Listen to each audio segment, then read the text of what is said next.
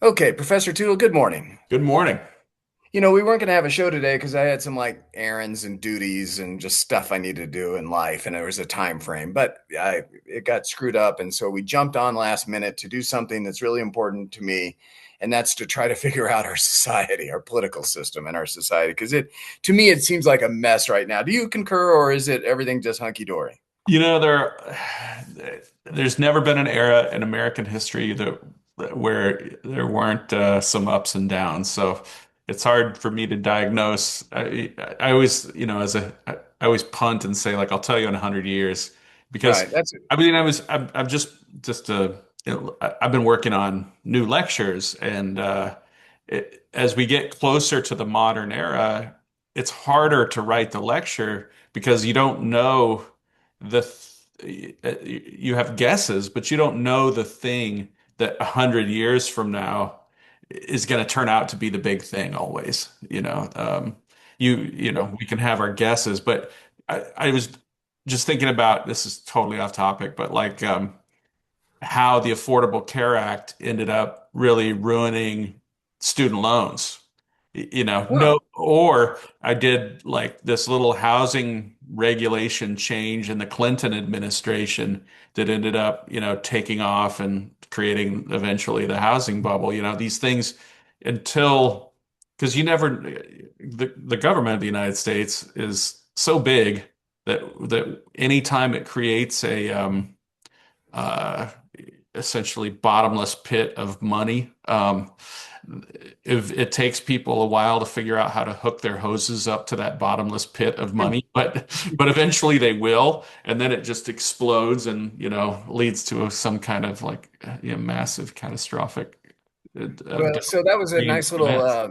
a nice little mini essay, mini speech. I can summarize that though, that it's difficult to judge history when you're living it. Yeah, yeah, that's Okay, all right. I think that's that's an original quote of mine, by the way. yeah. Yeah, we'll put that on the Okay. show as Yeah, it'll be a I'm meme not sure. tree. I haven't Googled it to say, but I've been saying that quote for decades.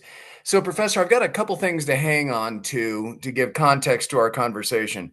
Um, uh, I, for some reason, and maybe this isn't even a good way to, yeah, I know you're just trying to steal my thunder, Jake. We'll get to that in a second.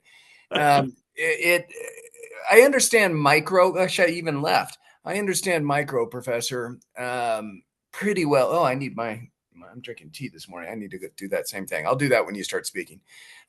I understand micro, like you and I are having a conversation, and if I say something silly that slightly offends you, or something mean spirited, and then I can, if I'm listening and observing, I can see that you might take offense.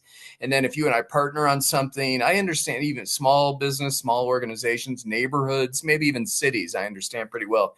But once it gets to states and countries and nation states, oh my God, I just don't know if it makes any sense anymore. It just seems like we do stuff against our own self interest.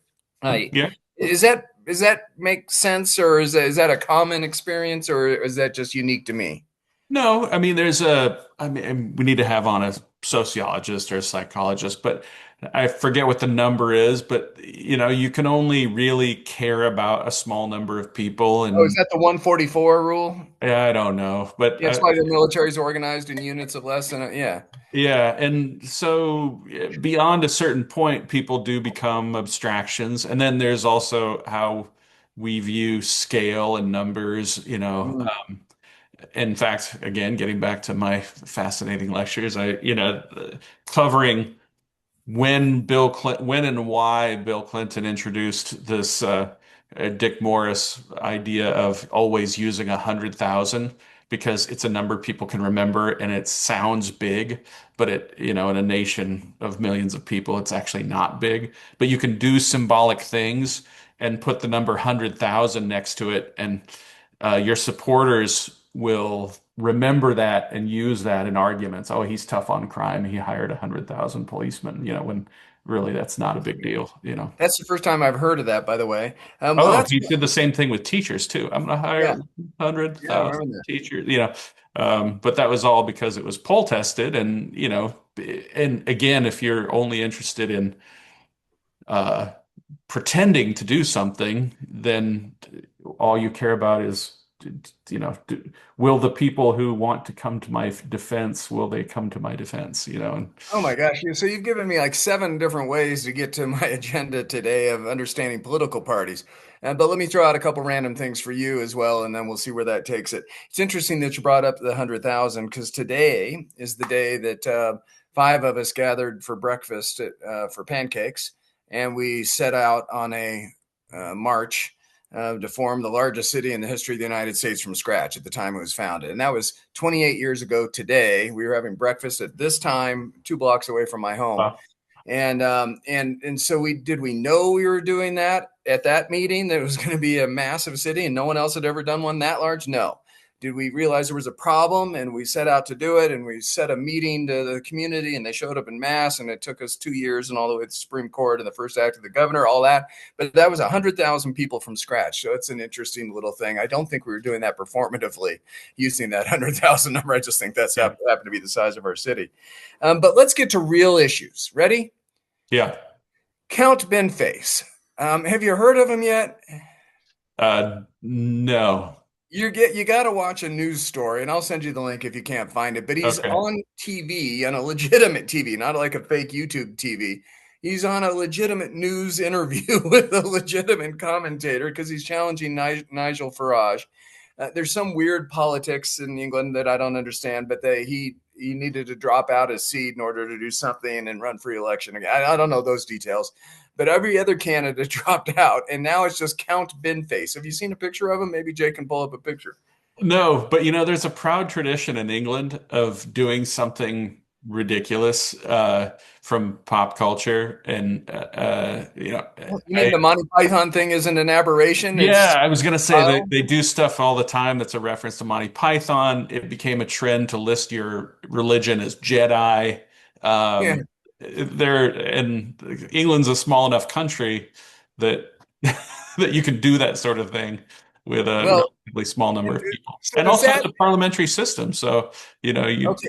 We're going to get back to that because you're going to okay. educate me on parliamentary system because I've never well, I have a political science degree, but I don't remember studying it. And so, in some respects, I don't want a pure parliamentary system, but I want something different than we have. Okay, here's the agenda of the day. Ready?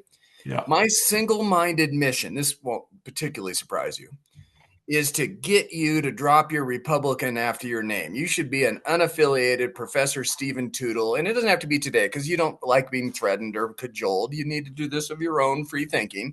But it could be tomorrow or next week or next month or next year. But you deserve to be a professorial leader in the unaffiliated movement. It fits your style, it fits your personality, it fits your intellect, your respect, your sense of history and sense. The Republican Party is such a mess from top to bottom, left and right. It is not worthy of your character, your title, your name, your reputation, your background. That's my mission.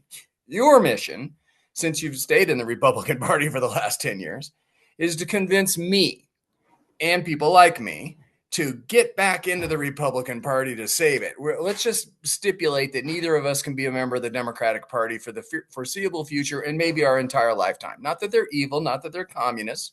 They're just not us. We're free thinkers, individual liberty, individual private property rights, less government, less regulation, less taxes. None of that really particularly fits the Democratic Party as well as other parties in the past.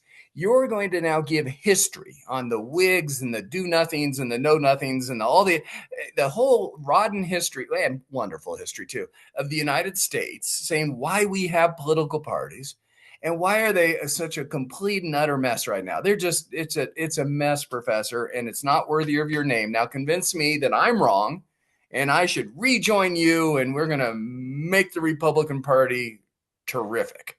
Okay, please, Where do you please want be. me to start at the beginning or at the end? I guess I'll start at the Yeah, beginning. you're a historian. Start at the As, beginning. I mean, so we'll start at the beginning in that um, we weren't supposed to have political parties in the United States, really, Point because one for me. Good. You're about uh, ready to switch. because the definition of an American was ideological, and it meant the people who all agreed that the Constitution was the best way to implement the ideals of the Declaration. But that doesn't necessarily mean that everyone who stayed in the United States after the ratification of the Constitution um, necessarily agreed with it as much as some people, thought I can live under this even though I don't like it, and maybe I'll work to change it. And it happens almost the day the Constitution is ratified. The Constitution, just to put it crudely, goes north and south and is immediately interpreted differently. So it doesn't take long for Did you say literally or figuratively on North and South? well, I said crudely because Crudely. there was also an east-west divide. There's a farm mercantilist commercial divide. I mean, there are different Large state, divides, small but state. but There's if we're lots. talking about the biggest division, I mean, obviously, and how do we know this? Because it eventually leads to a civil war. But the so we know that that was an important divide. But it's also a pluralistic system, which means that we have all the same ideals, but we emphasize different ones. And some of that is based on, not some of it, or maybe some of it is based on our perspective and our self-interest, and as Madison said, our self-love, um, that we can never really be divorced from who we are. So, of course, we're always going, I'm going to look at every problem and say, well, the problem is history teaching, and that's because I'm a history teacher. But that's good for society because it means that everybody else has to, their ideas have to compete with mine. And hopefully it makes society better from that competition. But it means that even though we share all of the same ideals, the political disagreements arise out of emphasis. So we share all the same ideas. It's not like one group of people says property doesn't exist, or farmers are bad. It's that people would say, well, I'm not sure we need to be an agrarian country. What about isn't the larger principle uh, that everybody pursues their own version of happiness, and it doesn't have to be a small farmer, And then it says, well, maybe our government policy should emphasize farming rather, and other people say, well, I don't want it to emphasize farming, why should it privilege farming? But then that becomes is this a policy disagreement or is this a constitutional disagreement? And at any rate, so factions develop almost immediately, um, and they tend to happen. So after George Washington, I mean, No, or during Washington's presidency, really. I mean, okay. Jefferson begins organizing the political opposition to Washington while he's still in fact, there's a new book that just came out, just arrived in the mail yesterday. Um, haven't read it yet. Pursuit of Liberty by Jeffrey Rosen. And Ah, oh my gosh! Interrupt yourself, Professor. That podcast that you had with Ben Sass, you posted it yesterday with Ben yeah, Sass and Jeffrey was brilliant. I yeah. Every American should listen to that podcast. So after hearing that podcast, I ordered this book one day, delivery from Amazon. So now it's here. But I'll I'm also telling you, say, Professor, that is that guy who I don't think I've ever heard of him before, and Ben Sass and whoever the other interviewer is. All three of those guys are just it makes you feel like you too can be smart or you too can be intellectual because they were talking about Cicero and historical terms and stuff that I kind of remember studying in college and is not my specialty though. And yeah. I felt like, whoa, I'm learning stuff and I could ask a question. And, It's great. I'll also, in that way, I mean, just mention one of my other mentors who I always preface by saying, like, I don't agree with everything he said, but the guy's a genius, was Victor Davis Hanson. When he was always describing classics, it was always, this stuff is accessible. Uh, all of our founding fathers read this stuff and they understood it, and they were all in their 20s and 30s.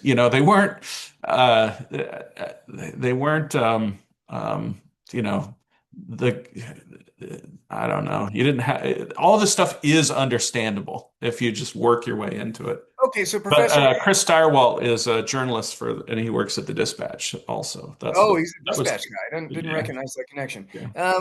So why do we have political parties? Why Okay, are we back to political parties. So I'll also plug two other people who've been on the show wrote a book together. Tony Williams and Stephen Knott co-authored a book on the relationship between Washington and Hamilton, and both of them have separately written on this. It's a very famous political and historical um, uh, division between Hamilton and Jefferson. And again, to put it crudely, almost all political divisions between Americans do kind of boil down to how you interpret Hamilton and Jefferson. So, Professor, this is news to me after our conversations of the last 5 years. I never knew that you and I were Hamiltonians, and our more liberal friends out there are Jeffersonians. I Yeah. have a political science degree, and that never got taught to me. I or Well, maybe a I lot missed of it. it's how they are interpreted later. So it's, people like Woodrow Wilson look back at Thomas Jefferson and um, and Wilson is interpreted by FDR, and that becomes liberalism. And it's this idea that what government is um, a means to an end, a thing that allows you to do things, to create a world. And their criticism of Hamilton is that government is an end in itself, meaning that what Hamilton believed and what old conservatives used to believe is that what we're doing is we're creating a culture of peace so that people can choose how to live their lives. But it doesn't necessarily, need to that essentially like you can't government can't solve every problem in society.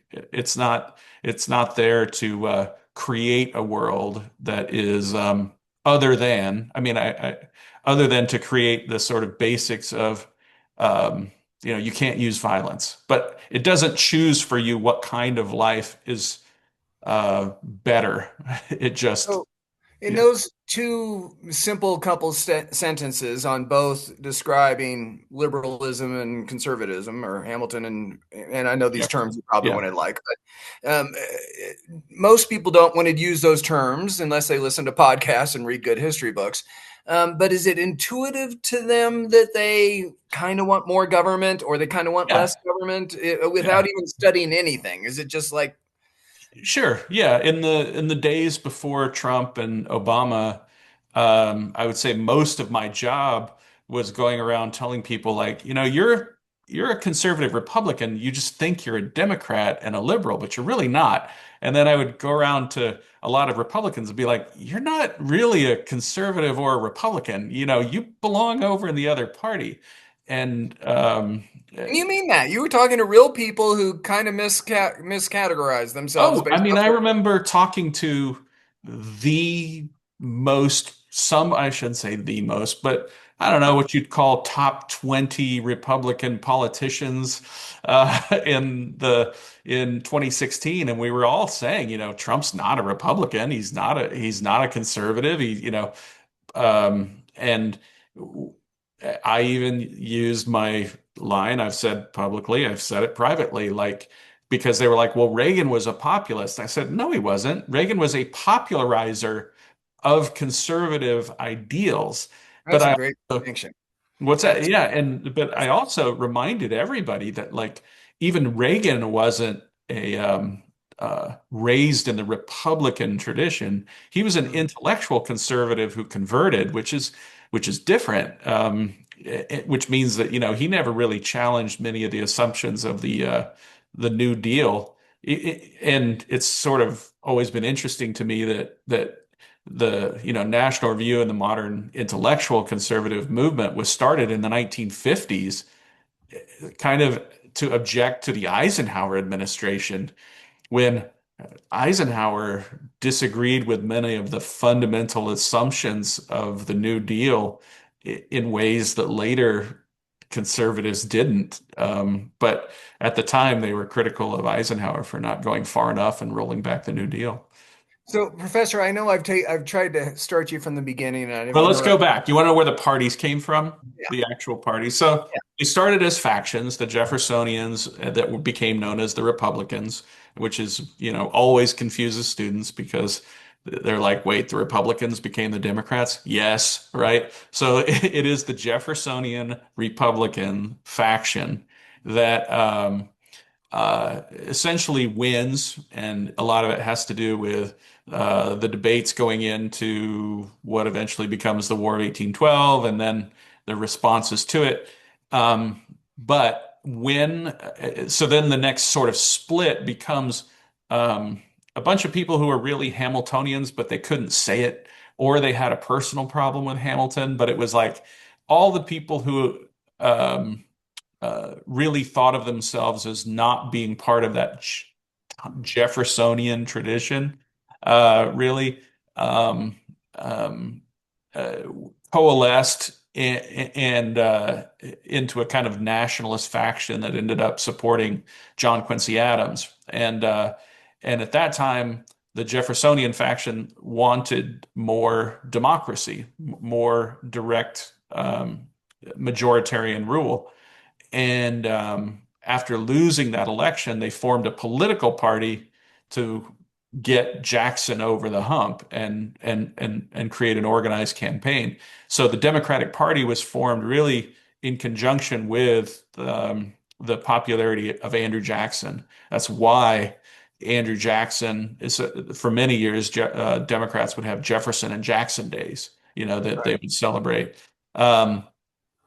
And that means that the Democrats were already organized as a political party. And then when Jackson, using with the political party apparatus behind him, began overstepping and doing things that were king-like, the opposition to Andrew Jackson began calling themselves Whigs because Whig is was the traditional the name of the traditional opponents of royal rule in England, and Americans had called themselves Whigs in the revolutionary time if they had already turned on the monarchy. So that's where we get our first two original political parties, and essentially the Democrats are an agrarian party that believe in democracy. And even the word Democrat began as an insult. The political opponents would say, "You're really just a Democrat," and the Democrats said, "Yeah, that's right, we are," because understanding that wanting majoritarian rule was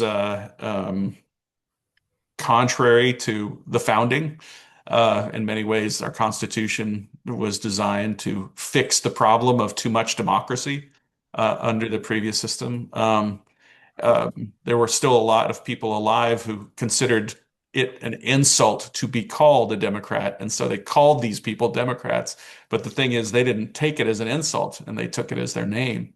Um, so there's a proud tradition of this. The Democratic Party, the symbol of them became a donkey or a mule, and that was also meant as an insult. And they said, "No, we'll take it as a point of pride." Um, but the problem with the Democratic Party is that it was so successful that it managed to have that appeal to democracy or a majoritarian rule had an appeal in the North and the South. Newly arrived immigrants in the North, pe poor people, anybody who wanted more political power. In the North, that's an appealing message, to be the party of the people. And it was also the party of agrarianism, which in the South meant slavery. And so the Democratic Party had an appeal in the North and in the South.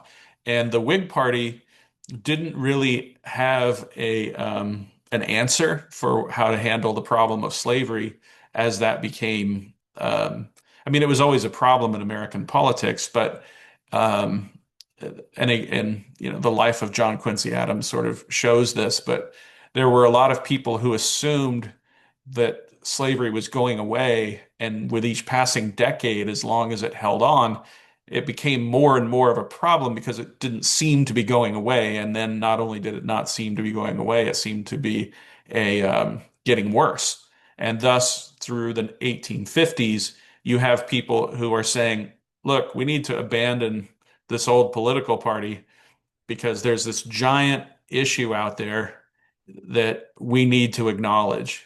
And it took a lot. But the Republican Party, uh, people sometimes forget that half of the Northern Democrats left.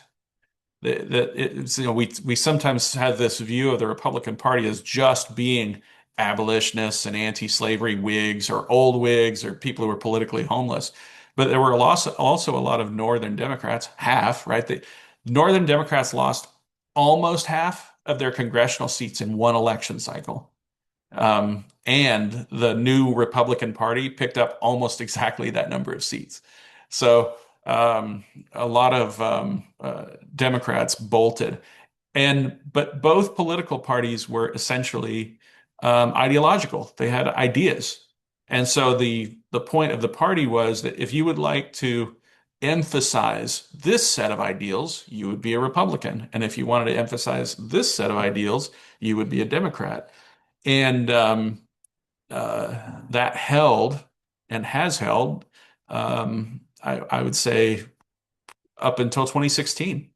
That's really when, um, or, I guess in some ways you could say, I don't know. Again, this is one of these things that maybe I need to think about this 40 years from now, but I can't, I, I know it's over by 2016, or I should say it looks like it's over by 2016, but in some ways, you could make the case that Obama was also maybe some kind of dividing line, and that he did not he did not adhere to um, old Democratic Party principles, um, and he wasn't really um, connected to liberalism.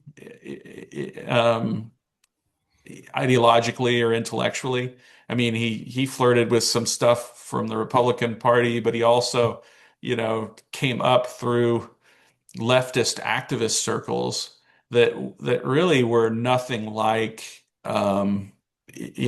technocratic liberals of the 1960s who were, Cold War anti-communist liberals in 1962, or old line progressives of the 1930s and 40s. Like, Obama didn't have anything to do with any of that. So I don't know where to draw this line, but certainly in the last, I don't know, 15, 20 years, our both political parties have become unmoored from their ideologies. Okay. It could So just be simple ignorance. I don't know. so you've taken us all the way to the present. Good. 250 years of history in 10 minutes or 15 minutes. Well done. So let me give you a couple more handholds. I don't know how crazy California is. I stipulate it's probably crazier than any other place. But Colorado, I assume you don't follow the news in Colorado. And why Well, I've would heard about the resurgence of communism and socialism in Colorado. I don't know if that's what you're going to tell me. that's one part. So I ran the first campaign against Diana DeGette, who was running for the state legislature. It was the most expensive campaign in Colorado history at the time. We raised 110 or 125,000. She raised 125 or 150,000, and she kind of walloped us. A former Republican seat, and she took it over as a Democrat. South Denver Republicans could still get elected in Denver back when I managed that campaign. I think it was 1990, and she is one of the most liberal of all Congress people. I mean, she is like 5 or 10. She is a progressive liberal. I mean, no doubt, a stalwart of progressive liberalism. and she Well, got I say like drowned. that hearing that makes no sense to me because I don't see progressive like um in the modern sense like the That's fair. so I need to know because liberals in are not necessarily um progressives at every era. So I don't That's a fair point. She is a traditional liberal with progressive tendencies. Let's well I just say just that. here's I mean I to be blunt I would just say like does she hate America? No, no. I Okay. mean, we all So say she does. Like we criticize Boulder, but we don't. And yeah, Boulder's not. okay. Yeah, But yeah, if she like if you were to ask her like, is she patriotic? Does she fly a yes, flag? Yeah, if yeah. the answer to all that stuff is yes, she's probably in the modern Okay. sense, in the 2026, I'd call her a liberal. Since you have a better understanding of definitions than I do, I'll stipulate. I'll take off progressive, but she is a liberal's liberal. I mean, she represented the city and county of Denver, which is an extremely liberal place, and did it well from that perspective for 30 years, and then she just got trounced by, I mean, just wiped out by a completely unknown Democratic socialist. And so even when I post on there, hey boy, Denver's gone off the deep end. It's a Denver Democratic Socialist. I just my liberal friends go, yeah, or maybe my progressive friends. I don't know. Maybe my communist friends. I don't think I know any communists, but they come down. I mean, she's not a socialist, and they get all bitter at me. I go, well, I don't know. I don't know what a democratic socialist is, Well, but it's is in their she though? name. Yeah, I guess I would say like, Well, I think she actually is. She's. I guess there's a group, a Democratic yeah, Socialists of there's a America. Democratic DSA, like, Yeah, and if you want to they know picked her out, what they and said, she's yeah, I don't know. It's her title, so I'll call her what her title is. I don't know, but yeah. I don't think she's a communist. I don't think, but I haven't studied her, so it's not my county. But can you just stipulate with me that Denver's gone off the deep end on the very If they voted for her, they yeah. did. Okay, she trounced DeGette. It wasn't even close. It was a landslide in political terms. Okay, so that's one picture. And I Another, think, gosh, there's one thing I want to get in here that is like, I don't think the regular people have truly grappled with the new rise of anti-Semitism yeah, that there's a lot of that in there. Yeah, has come through social media that I cannot believe the things that come out of people's mouths about Israel and Palestine, and it's become a litmus test issue. And it's like if you can't prove that you don't think that the country of Israel exists, you're out. Like, and it's a litmus. say that again because that doesn't resonate with me. What I hear Oh, is that I hear if that Israel's not committing if genocide. you don't prove that you're down with the Palestinian cause, Yeah, that you're not chanting from if you didn't chant from the river to the sea, um, and you can't prove that you want Israel to go away. Um, and that Israel's committing genocide against the yeah, that if you can't if you're not screaming and crying about Palestinian genocide um, every day. That is the litmus test issue, and it is the same as like I mean, I would describe it as being like people who sort of Second Amendment voters or yeah, old or pro-life voters. It yeah. is like I don't care, right? I want to hear these words come out of your mouth in this sequence, or I'm not voting for you. So, Professor, I am a political activist. I have clients. I had a statewide ballot initiative this year, which we won on. Gerrymandering, by the way, stopped in Colorado due to a Yeah, lot of way to my go. efforts. Yeah, good work. Supreme Court said no, no gerry. They're all thrown out, which was what we wanted. I read the newspapers every day, and I talk to people every day. I'm not like the insider's insider, but I'm an insider and an outsider. But the bottom line is, I like this stuff. I like knowing what's going on. I like people. I like issues and ideas. I don't want to be caught blindsided. I was caught blindsided what you're describing, and partly because it's not my team, it's not my tribe. I don't live in Denver. I'm not a Democrat. I'm not a liberal. So cool. But they are in a new Trump traditional conservative war, splitting the party apart. What you just described, and I think the Middle East is Israel, Palestine is one of the major thrusts. And that was all news to me. Do I have my head in the sand on this? I mean, it came with Mandami, I guess, Mayor Mandami, I but mean, it. I think it's we're starting to grapple with what it means to live in a post-literate world. You know, if nobody reads books and nobody knows anything, education doesn't teach anything, that that these kinds of conspiratorial movements are not just, and maybe we should plug the Stephen Knott book, Conspirator in Chief, because it's not that we haven't had this kind of stuff in the past. It's just there have been these um, cultural and political breaks that get put on it. And we've also, and not to overstate it, we've had some real nutballs be elected to office. This isn't the first time, but that doesn't mean we shouldn't be paying attention. These are not good things when essentially you have a neo-Nazis and um, this kind of conspiratorial Islamo-fascism kind of um, idea converging, and the fact that they're able to. But I guess I'm always on the bright side.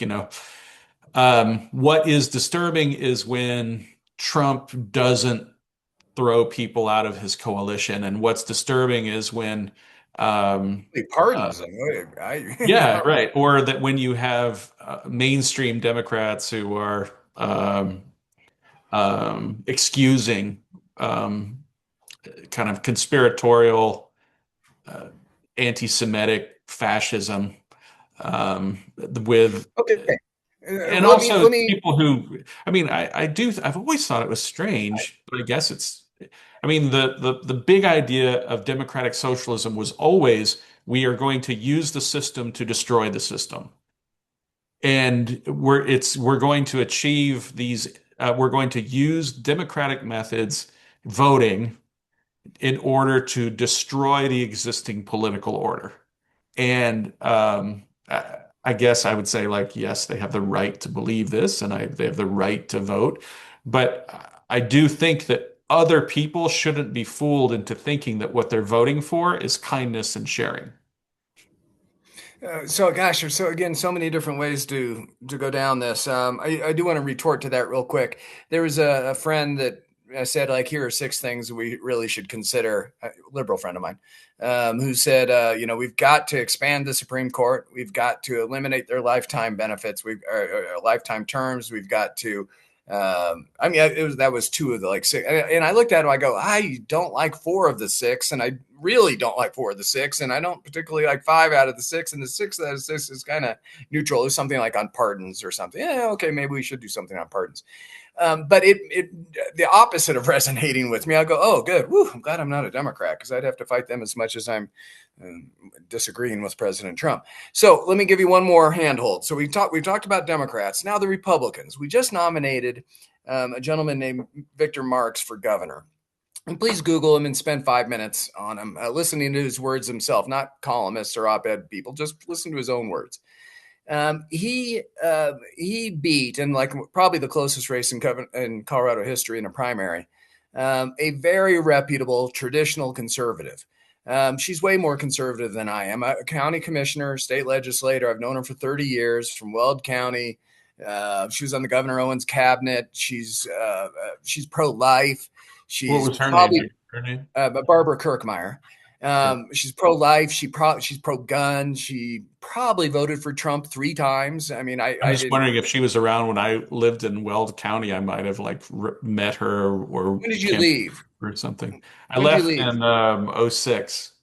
Oh yeah, she would have been there. Because I got Yeah. elected in 2006, and she was the Weld County Commissioner when you Okay. were there, when Yeah, you yeah. left, and she was there. I She was probably met her. yeah, she was the Freshman Commissioner of the Year 2 years before I became Freshman Commissioner of the Year by Coach Jake says Cicero. she wasn't serving no six. So there Oh, you Jake, I go. got Fact elected. checker. I love it. Oh, I'm old. I in 1996 is when I got elected, and she was in 94. Are you sure? She was 93 to 2000 and 2009 to 2020. So she was like taking a break when I was there. Oh, she would have been a state senator or a cabinet member when then. Yeah. So she would have been in Denver. Yeah. Okay. Yeah. Thanks, Jake. God, he's good. All Yeah. right. So That's why the show is always better when he's no here. kidding. So, Professor, I outlined that she's anti-tax, she's local government, she's a little bit conspiratorial. She led the initiative to secede from Colorado because Yeah, we were. I mean, I always say like I wasn't entirely comfortable with a lot of that Weld County stuff either when I was there. I mean, Yeah. some pretty That out there people when I was there. Well, she led the motion to or movement to secede 17 counties in the north over oil and gas, Yeah, which is yeah. for a guy like me, you can't secede from the Right, that's a right. big Yeah, for negative mark. But anyway, she's a conservative's conservative. She could be any member of Congress. And she got beat by Victor Marx. You've got to look him up. He believes in what is that when you tele exorcisms? He performs tele exorcisms in additional to exorcism. He says he murdered a person as a 7-year old, and he won't admit to how many other people he's killed. He thinks that's not an issue that we should be. I mean, he is a really interesting dude. yeah. I'd say he's sounds like a real whack job who should Yeah. not. Oh, everybody that's listened to him, they're his own words or watch the debate. You don't need to get involved in Colorado politics. But here I am looking at the left. We don't use left and right. I'm looking at the conservative and I'm looking at the liberal. And I'm going, I just thank. don't even. I stop calling this guy a conservative. This guy's a nut job. He doesn't believe that the purpose of being a congressman from A governor. Colorado is the implementation of the ideals of the Declaration via the Constitution. He's not a He probably conservative. doesn't know. He probably has never really Yeah. looked at it. He's Yeah. never thought about that. These people, they're too dumb to have names. We stop calling them conservatives. Call them dumb. Okay. I'll Like, stipulate that, Professor. yeah. But I will tell you that there's something about that Trump, Victor Marx, rugged, can do, spirited, we'll solve the problem and we hate the other team. I kind of like elements of that. I know people like that. I've known people like that my entire life, this especially in construction and just real people. If you go out and talk to real people, there's a lot of people like that. They may not be the best husbands because they're rough and tumble and they curse and they probably tell racist jokes and sexist jokes. People like that. They're people. They're average people. But that doesn't mean we should make them governor. Now, to my point, how come all the conservatives, all of them, 80 to 90% plus, he's our guy and they voted for him and they're sticking Because with of him? who he's running against, I assume. Well, he was running against Barbara Kirkmeyer and they didn't support the conservative, they supported him. Yeah, yeah. So what's gone with the conservative? The Republicans are no longer conservative. Yeah, I would just say like these people are not conservatives. They are not Republicans. Like They've they been are. conservatives all their life and they've stayed in the party just like you have, I Professor. just don't think that they are. Well, they no, they. I was a precinct leader with them. I was an area captain. I was a district captain. I was an elected official. I know these people. They're good, decent Republic. They are solid, stalwart Republicans, and they just absorb the Trumpism and then now the crazyism, and they just move right along.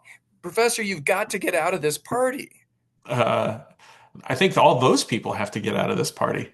Like, why do they get to take the? I don't. This is. It's and essentially like that is why I do not participate. Is I Right. find myself surrounded by people who are not conservatives and they are not Republicans, and yet they are the ones running around calling themselves conservatives and Republicans when they aren't. They don't have they have no interest. I wrote the "What does it mean to be a Republican" pamphlet that our Mm. Tulare County party used for a decade, you know, and I promise you, it didn't say anything about like tele exorcisms. You know, I should probably try and dig up this old Yeah, fly. please dig it up. I've read you our Uh, Arapahoe because County platform. yeah, we Yeah. used it for years, and I can. it's all, and it was like I folded up and put on, handed out at farm equipment shows for years. I bet if I went to the party headquarters now, they probably still have it. I bet it's in a file somewhere. Yeah. Please do dig that up, Professor. So earlier you said, I talk about history because that's what I am. I'm a historian. I look at it from that's what I am. I look at it from a history perspective. Well, I'm a political activist and community organizer. I always made fun of people that made fun of Obama when he said he was a community organizer. I don't think there's anything wrong with organizing a community. So I've self-described myself as that, and people think it's liberal. It's not. It's conservative. You go talk to your neighbors and you do stuff together. I am telling you, Mr. Historian, Professor, Dr. Tootle, that you're the historian, so you're looking at it from the long view, and I'm a practical, on the street guy telling you the Democratic Party, because I see the opposite of the people, the opposite of anti-Semitic. They're going, whoa, folks, this is dangerous. This is going to ruin our whole party. This is going to ruin our country. And they're clashing. And so I'm seeing what's happened with the other tribe. I've been living what's happening with the Republican Party, and I'm from the outside now for 10 years. And I'm telling you, I'd be willing to take a modest sized bet that I know more conservative Democrats than I do conservative Republicans. Because the labels don't mean anything anymore. And the people that are truly moderate, centrist, conservative Democrats, I'm probably more aligned with them in Colorado than I know of the conservative folks, because all the conservatives in the Republican Party left. They became like me. We're all unaffiliated yet. They're now. So I'm telling you, there's a lot of really decent people. They're the opposite of communists. They're old traditional Republicans who just happen to have a D behind their name. Okay. Now's the time, Professor. Unaffiliate. All right. Listen, I found the flyer. I'm just going to read it to you. Lovely. All right. It says, "What does it mean to be a Republican?" It is easy to be cynical about politics these days and assume that there aren't any differences between the two political parties. After all, both Republicans and Democrats agree to participate in the American political system and swear to uphold the constitutional order. Individual candidates can disappoint us, and events can push us into believing our choices don't matter. In practice, though, the Republican and Democratic parties have vastly different histories and priorities. The differences between these two parties have a significant influence on your life and the long-term future of the Republic. We are the party of Lincoln. Republicans believe that the government has an important role to play in the maintenance of a society in which human beings can thrive and live out their dreams of their own choosing and govern themselves by reflection and choice. In order to make that possible, Republicans believe that government should protect individual liberty, promote economic opportunity, and preserve our representative institutions for the benefit of all mankind. American history, but it goes on. But that's the flyer. That's You know, delightful. like You sound like you now, but that was 20 years ago or whenever you said it was. yeah, I give a two-paragraph history of Right. in the years following the American Revolution, there were many critics of the founders who believed that men like George Washington and Alexander Hamilton were too fearful of the tyranny of the majority, and these critics began advocating that almost every issue in America should be solved by following the will of the majority. The emphasis on majoritarian democracy turned into a political symbol that adopted Andrew Jackson as symbol. This group of politicians called themselves Democrats and formed the Democratic Party. But there were many problems with an over-reliance and doing whatever the majority wanted at a given time. These methods were antithetical to our founding and diminished the importance of the ideals of the Declaration. Uh, yeah. Professor, when did you write this? Is there a date on it? Let's see. I'd have to go back to my yeah, probably 2007, 2008. I'm guessing. Um, So almost 20 years ago. So, Professor, you used part of those words in today's without even looking at it. But 20 years, you haven't changed, Professor, and the whole country has changed right around you. Republicans and Democrats now kind of believe the same thing of just like I want what I want and I want it now and I'm going to take it by force if necessary, or I'm going to. right. They believe in the And same that's where I'm thing. saying you are a Democrat. Like you have nothing to do with Who's a Democrat? like people who want to use force Oh and yeah, they're Republicans. and that Yeah. the majority should determine So will. let it die a natural death. I'm not necessarily a David Brooks fan, or I don't follow or read his stuff most of the time, but he wrote a column a few years ago that said I'm a Whig, really. And that meant nothing to me because I haven't studied history. You taught me more about Whigs than his column did today, so thank you.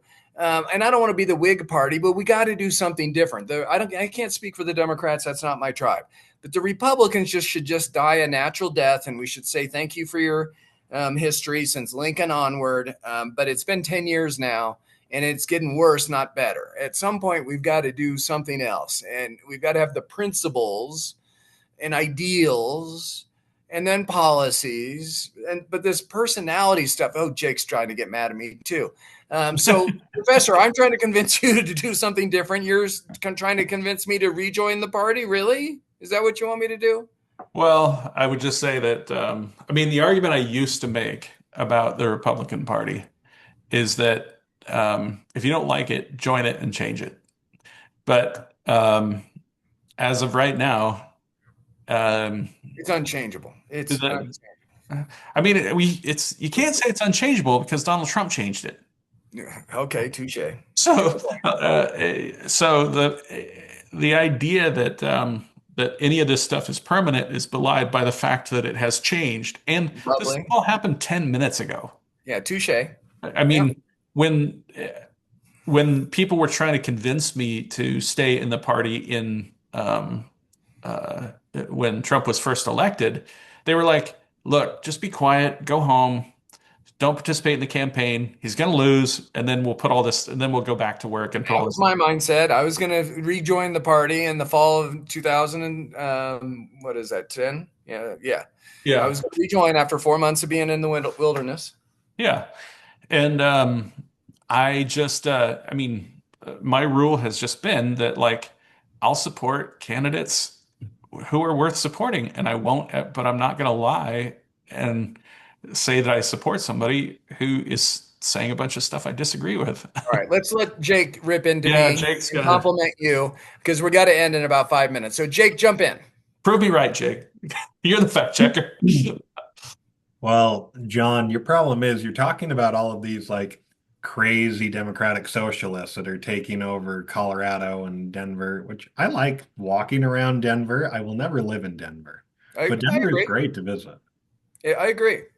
Now, the thing is, if you destroy the Republican Party, you need to have a conservative party ready to take its place. Agree. That's why I Otherwise, need Professor Tootle as our intellectual hero to help us. okay, Yeah, no, I mean, I would love it. Uh, You can call it Republican A or I just Republican don't, B party. I would just say I think you're underestimating how easy it is to take over the Republican Party. Good, do it. But call Well, it the the Republican problem B is, party. I'm saying I couldn't do it because I'm not famous. But if Chris Pratt or Matthew McConaughey were to um, were to create a new Republican Party within the Republican Party, they would take it over in 6 months. You know, if it was Taylor Swift and if it was, how about this? Travis Kelce, Matthew McConaughey, and Chris Pratt could remake the entire political system of the United States in 18 months.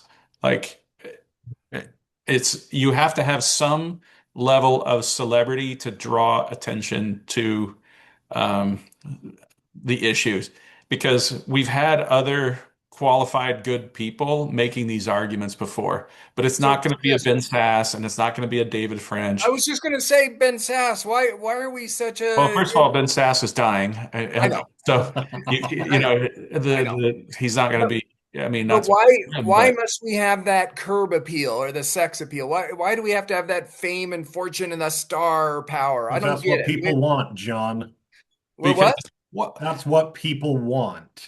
well, it's Not in not necessarily. politics. I'm going to say it's not necessarily like what 80% of Americans want, but Trump was able take over the Republican Party with essentially like 15% of hardcore supporters. Yeah. So if you have 15% of the people who are registered Republicans who vote in primaries, who will support you and never flinch, that's enough to take over the party. Okay, Professor, one more word historically, because you'll correct me on this. I was listening to a different podcast than the one you recommended yesterday, I think it was. And so this may not be right because yours was brilliant, but it was saying that Thomas Paine, a man of limited means, decided to research and write and assemble, and because of Gutenberg, was able with modest amount of money to distribute an enormous amount of pamphlets. And because of the common reading that people had, based off the same thing Thomas Paine was reading, was able to ignite the fire to say, yes, let's have a revolution because of one intellectual, or maybe he's a researcher. I don't know anything about Thomas Paine, but one person who wrote a little simple book, a little pamphlet. We need you to do that. And then we can get Chris Pratt or Matthew McConaughey or Taylor Swift or Travis Kelce. But there was a person, was Thomas Paine the famous person? No, he was not. We need you, Professor, not to be a Republican. First, I think you're giving a little too much credit to Thomas Paine. He galvanized a bunch of ideas that were already there, and he was saying things that people were already saying. They said that in the podcast, but he did galvanize. It was this kind of the spark that enough people read that helped. Second, he was dealing with a society where literate leaders were already trying to grapple with the fact that the way they were living their lives was different from how their society was organized. And I would also say they were also people who were obsessed with creating a just society and motivated to do so. So what, again, he was able to do is, and I would say, like me saying a Chris Pratt or who else did I say? McConaughey, Swift, and Kelce. And Travis Kelce. The point is that the version of Thomas Paine is one of those guys making TikTok videos. That's what Thomas Paine would be today, because nobody reads. And nobody reads anything that's complicated. I want to know that Heather Cox Richardson writes long things every day. People don't read her actual books. Well, I don't know if anyone reads those. Yeah. John, most of what Heather Cox Richardson is transitioning to is doing videos on YouTube. She has transitioned. Her newsletters aren't the impetus anymore. It's her videos on YouTube. So all you're saying, I hear you because I'm a good listener, both of you. All I need to do is convince Professor Tootle to start doing TikTok videos, and then we're on our path. Then we're on our way. Well, I don't know, because I feel like the people who have been more sophisticated at this stuff, and I wish they would maybe do it more, but they can't really compete with everybody, is Cato. The Cato Institute has very consistently done a good job at putting out content. Agreed. In an easily digestible and then with format. Links and goes longer, and then videos, and then interviews with authors. But it's a sort of, here we do have our researchers doing this. Yep. And then here is the simpler, easier to understand concept that's often shown in a short form video. So, Professor, I haven't convinced you to not become a Republican and become unaffiliated like me. And apparently Jake's still a Republican and is mad at me for trying to get... Well, John, you claim you want to remake the party. Tootle told you how to remake the party. Vote in the primaries. I do vote in the primary. In Colorado, we get to vote in the primary, but you're right. I chose the Democratic ballot rather than the Republican ballot. Touche. Because a close friend of mine said, gosh, John, we both voted in the Democratic ballot to support one attorney general candidate on the Democratic side who needed to beat an unqualified candidate who's the Democratic front runner. Now she'll win easily. And he sent me a text. He goes, maybe we should have voted Republican. She only lost by 2,500 votes or something. Don't you know 2,500 of us? And the answer is between the two. He's a former elected Republican too. Yeah, we actually could have swayed that election if we wouldn't all have been Democrat. But then she would have lost in the general, Jake. So that's the reason we decided to make our vote count in the Democratic rather than she would have lost in the general. There's no way a conservative can win in Colorado right now. Okay, so here's my so Professor, I didn't convince you, and I get that. It's my lack of oratory and research and reasoned argument. So I didn't convince you yet. Here's my task for you, or here's my request of you. Talk to your 10 best PhD history professors that you admire, respect. Most of them are your friends, but chat with the 10 best in the next couple of months and say, you know what, we really should form a think tank of professors and Cato and American Enterprise Institute, and we could really make a huge impact on America if we were to put our minds together as a team. That's my request. I'm not trying to get you out of the party. I'm saying remake. But just remember that if you're a think tank, you can't engage in political organizing. So, but guys like me will do that. Are you saying we should start a party or start a think tank? No, just start a think tank. Just give us the intellectual firepower that gives I would just say my friends all belong to those already.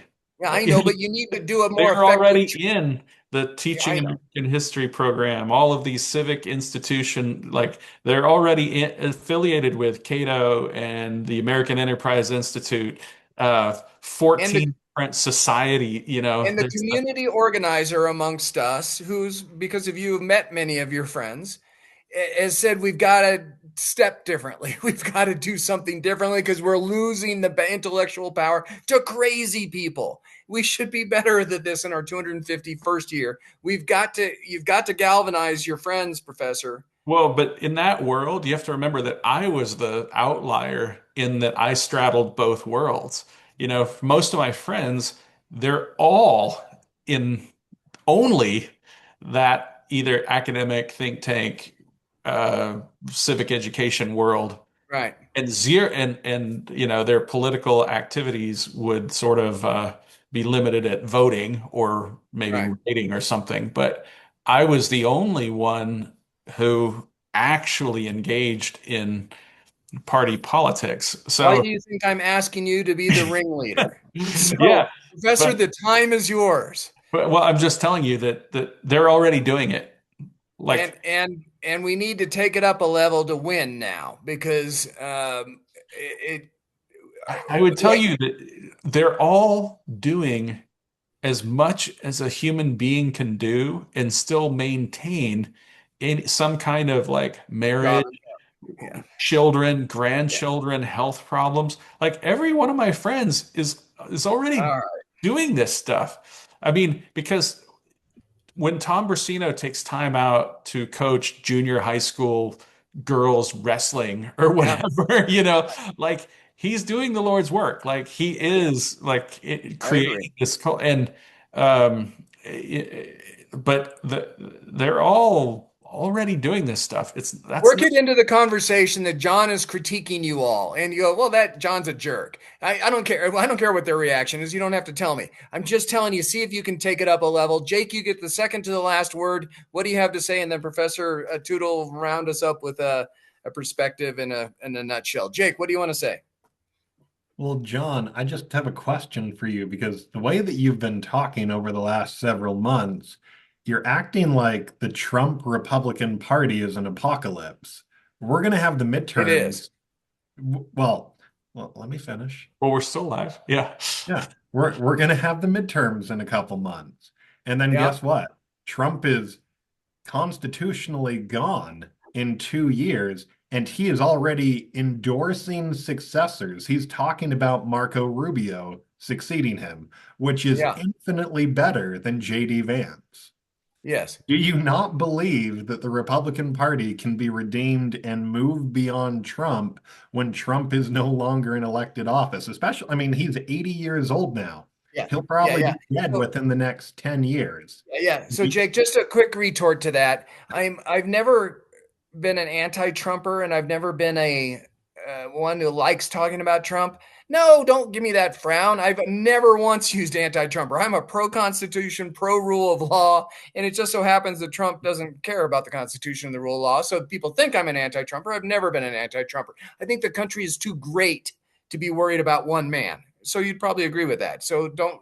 I'm more worried about Trumpism or lack of character, that we can just say whatever we want. I don't mind people with sins and flaws and mistakes. We all have them. But it's a cultural.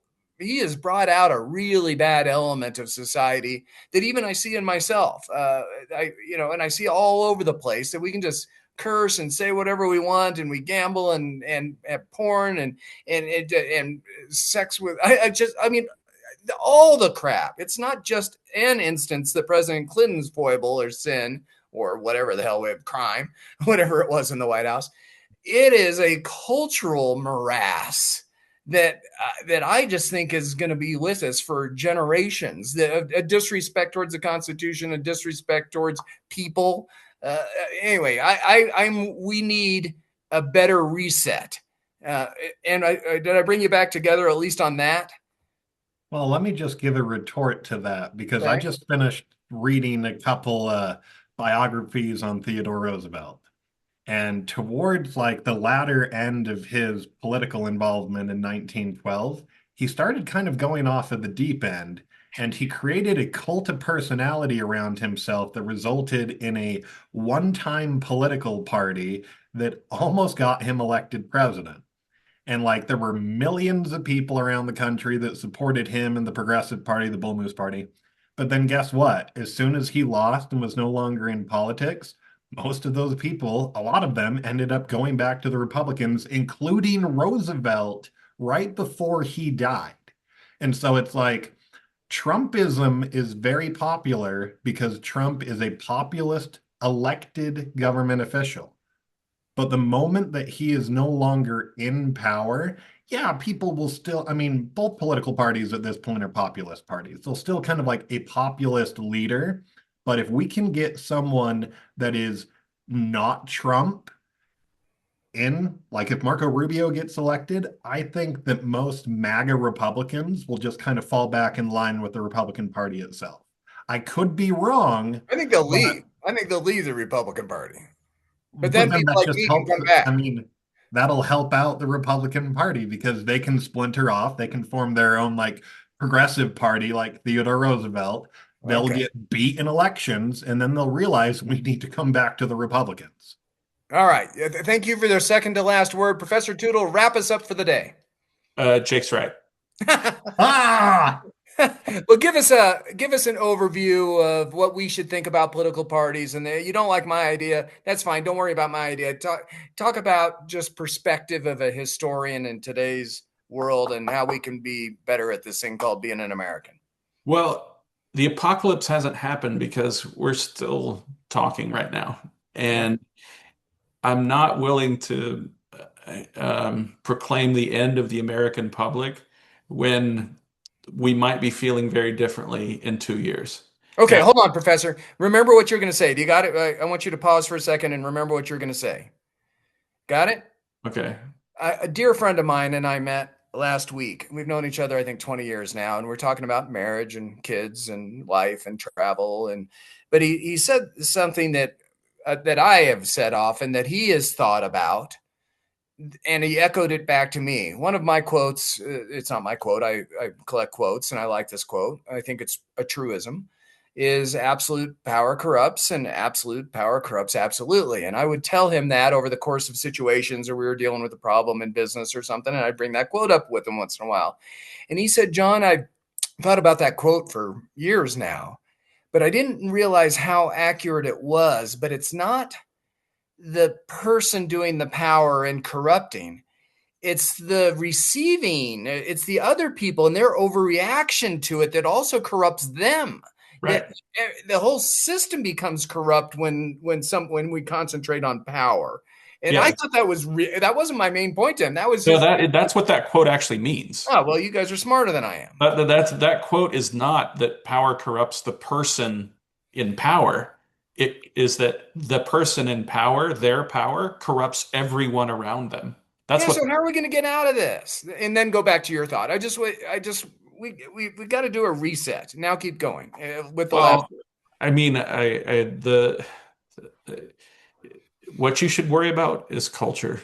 That we have right now a reactionary culture because we have an illiterate post-literate reactionary culture, and that's the problem.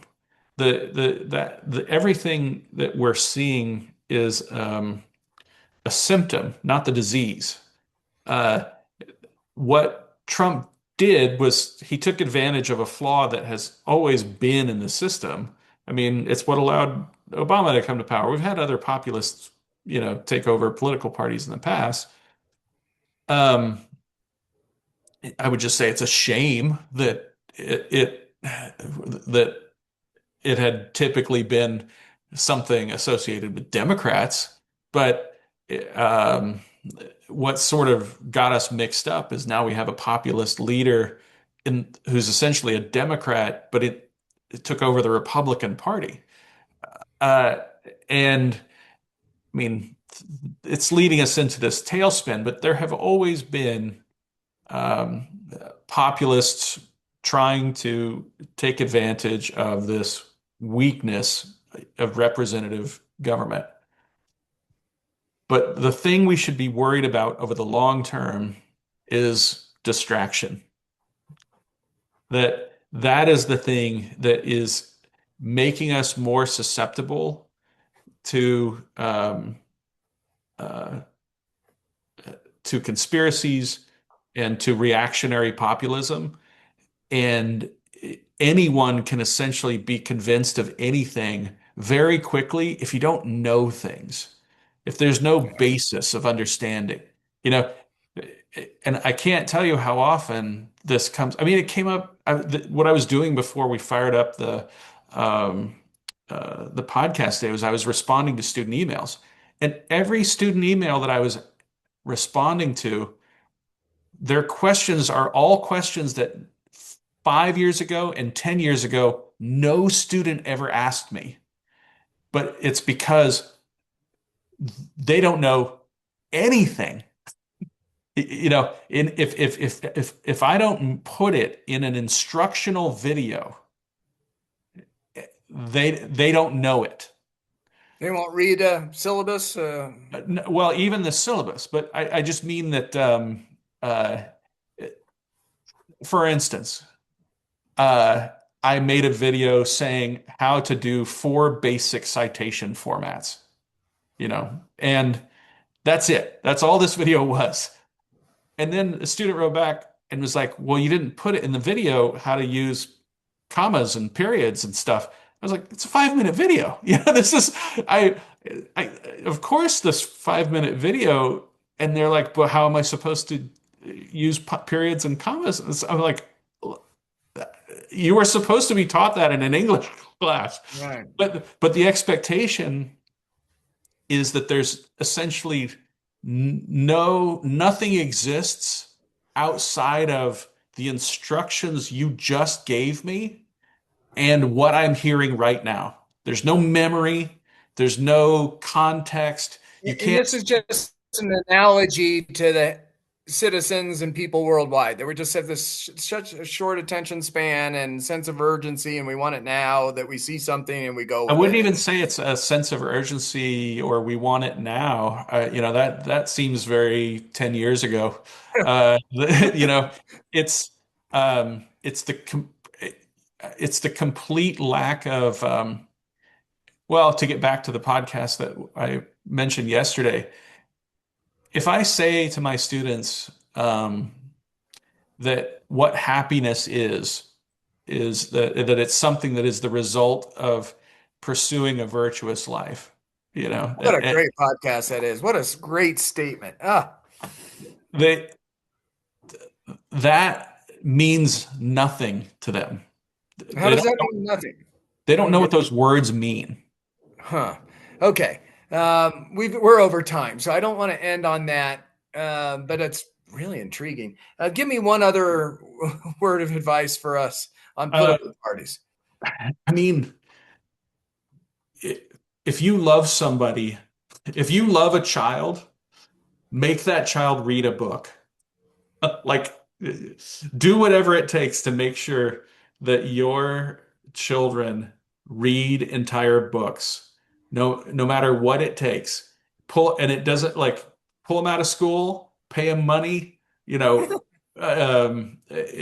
doesn't matter. Like that books are read that, and I think Jake put it in our comments. Maybe we can put them in our show notes, but link to that article that's in the Atlantic about the post-literate society. By the way, I want credit for this because I've been using the word post-literate for a long time, and now I'm hearing everybody use that term. But I've been saying it for a while now. And just because it's trickled up to Harvard, now everybody's scared. But you know, I've been seeing this as a trend for a long. And that's the way to understand political parties and our role in them and how we should work our way Yeah, out of but this mess. but we have a cultural problem in the United States. It is a problem of what people think is a good life and what they pursue. It's the problem, and so this is not a problem that can be solved by government. The, this is something, and like Eisenhower said about civil rights, is that if I'm paraphrasing because I don't remember his exact quote, but you know, Eisenhower said this is a problem that's up to all of us individually. And everyone who does something, even the smallest thing, is doing the work of America. And that's why I also don't want to shame my friends who all spend all their free time trying to, create a better culture for America. I don't want to scold them and say that they're the problem. They're not the problem. Yeah. For the record, they're not the problem, but I need them to be the inspiration. That's different points. Well, they're all willing. I mean, trust me, these are the people who are waiting for the normal person, and they will be performing all of the social and intellectual work for when Lovely. the first normal person shows up to run for Good. office. Now we're back on the same page again. Let's look for normal people and thank them and inspire them and collaborate with them and get back to being the country we deserve. And Professor Tootle, last word. Go ahead. I was just going to say, of my two former students who are in public office, um, both of them make me proud in different ways. And one of them is a um, kind of left-leaning Democrat, but he's a good local politician. But he should stick to that. He needs to stop talking about Palestine when he's a city councilman. But and I don't know. I think that's all we can do. I paid my older son to read a book by Arthur Brooks. Which I one? just gave him money. Which one? What's that? Which one? Pursuit of Happiness. Ah, delightful. Yeah. Yeah, delightful. So, Okay. Professor, we got to go. okay, Thank for your thoughts. Jake, you added on as you always do, but today you were a great you're on add. fire, Jake. Yeah, thank you Yeah. so much. Yeah. Yeah. So thanks for everything, gentlemen. Hope you have a great day and a weekend. And Yeah, Jake, have a thanks good for one. putting these up right away. And it's really nice to have them up in a timely way. So if anybody wants to know, they can listen to us or watch. Trust me, I hear from my sister if they're not up right away. So Jake, thank you. Yeah. All right. So for my sister, Jake, my sister thanks you. Yeah. Have a wonderful day, you all. All right, take it easy.